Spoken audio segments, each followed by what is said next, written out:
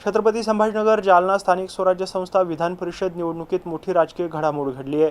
आमदार अब्दुल सत्तार यांचे पुत्र समीर सत्तार यांनी उमेदवारी अर्ज मागे घेण्यासाठी आज जिल्हाधिकारी कार्यालयात ते दाखल झाले होते। पक्षश्रेष्ठींच्या सूचनांचे पालन करत माघार घेत असल्याचं त्यांनी सांगितलंय। एकनाथ शिंदे यांनी पाठिंबा दिला असता तर आपण 100% निवडून आलो असतो असा विश्वास व्यक्त करत नगरसेवकांनी जिल्हा परिषद सदस्यांनी संपर्क पूर्ण झाल्याचा दावा त्यांनी केला। अर्ज कायम ठेवला असता तर निकाल अनपेक्षित लागला असता आणि तो आपल्याला विजयाचाच ठरला असता असंही समीर सत्तार यांनी म्हटलंय। महायुतीतील बंडखोरीला पूर्णविराम देत समीर सत्तार यांनी उमेदवारी अर्ज मागे घेण्याचा निर्णय घेतला। जिल्हाधिकारी कार्यालयात दाखल होत त्यांनी पक्षश्रेष्ठींच्या आदेशाला प्राधान्य दिल्याचं सांगितलं। मात्र निवडणूक लढवली असती तर विजय निश्चित होता असा दावा त्यांनी यावेळी केला। नगरसेवकांनी जिल्हा परिषद सदस्यांचा पाठिंबा मिळाल्याने विजयाचं गणित आधीच जुळलं होतं असं सांगत त्यांनी आपल्या राजकीय ताकदीचाही उल्लेख केला। आता त्यांच्या माघारीमुळे स्थानिक स्वराज्य संस्था विधान परिषद निवडणुकीचं समीकरण बदलण्याची चर्चा राजकीय वर्तुळात रंगली आहे। बघा, परिस्थितीची संपूर्ण जाणीव तुम्हाला आहे, तरी सुद्धा या ठिकाणी जालना छत्रपती संभाजीनगर स्थानिक स्वराज्य संस्थेमध्ये मी या ठिकाणी फॉर्म माझा उमेदवारी अर्ज दाखल केला होता आणि ते निवडणूक लढण्यासाठी दाखल केला होता। पण मला या ठिकाणी माझे नेते आणि माझे वडील आणि आपल्या राज्याचे उपमुख्यमंत्री शिवसेना पक्षाचे मुख्य नेते एकनाथरावजी शिंदे साहेबांनी आदेश दिला की म्हणे यावेळेस तुम्ही थांबून घ्या, पुढे तुमचा नक्कीच या ठिकाणी विचार होईल। म्हणून मी या ठिकाणी माझा फॉर्म माघारी घेतोय आणि पूर्णपणे जसं आमदार अब्दुल सत्तार साहेबांनी सांगितलं आणि एकनाथ शिंदे साहेबांनी सांगितलं तसं आमचा महायुतीच्या उमेदवाराला पूर्ण पाठिंबा आहे। बरं, सर्वात महत्त्वाचं म्हणजे बऱ्याचदा वडिलांनी नाराजी देखील व्यक्त केलेली आहे।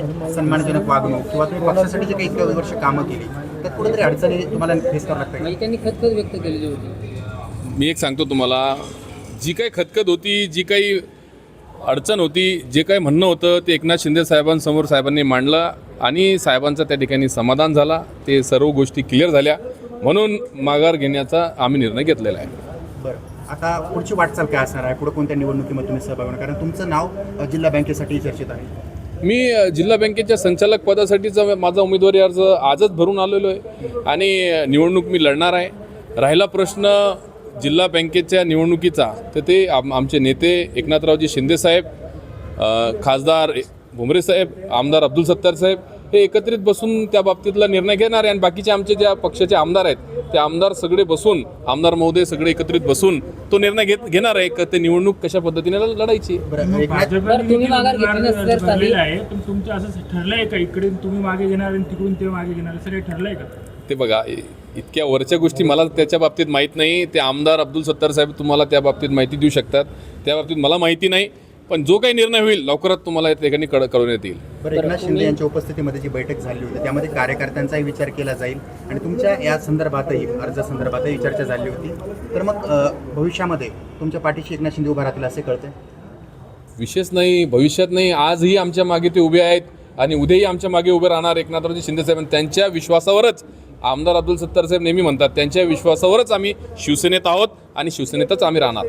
तुम्ही जर अर्ज कायम ठेवला असता तर काही अनपेक्षित निकाल लागला असता का? नक्कीच का नाही लागला असता, 100%। मी तुम्हाला बोललो की मी निवडणूक लढण्यासाठी फॉर्म भरला होता आणि मी जर मला एकनाथ शिंदे साहेबांनी जर पाठिंबा दिला असता, आपल्या मैत्रीपूर्ण लढण्याचा जर निर्णय घेतला असता तर नक्कीच वेगळा निकाल लागला असता आणि मीच निवडून आलो असतो विधान परिषदेला। त्या बाबतीत कोणती शंका नाही। तुम्ही कोणत्याही तालुक्यामध्ये जाऊन नगरसेवकांना आणि जिल्हा परिषद सदस्यांना विचारू शकता सर्वांचे मतं काय आहे। मला प्रत्येक लोकांनी म्हणजे सभासदांनी सांगितलं, नगरसेवकांनी सांगितलं, जिल्हा परिषद सदस्यांनी सांगितलं की तुम्ही उभं राहा, आम्ही तुम्हालाच मतदान करणार। म्हणून ते सर्वपक्षीय लोक मला मदत करणार होते। मी अपक्ष म्हणून उमेदवारी अर्ज दाखल केला होता। फक्त मला आमच्या पक्षाने मला परवानगी द्यायला पाहिजे होती। मला पक्षाने परवानगी न दिल्यामुळे मी या ठिकाणी माघार घेतली आणि मी जी माघार घेतलेली आहे याचा नक्कीच मला भविष्यामध्ये फायदा होणार आहे। मी पक्षाचं ऐकलं म्हणजे मला भविष्यात फायदा होणार आहे।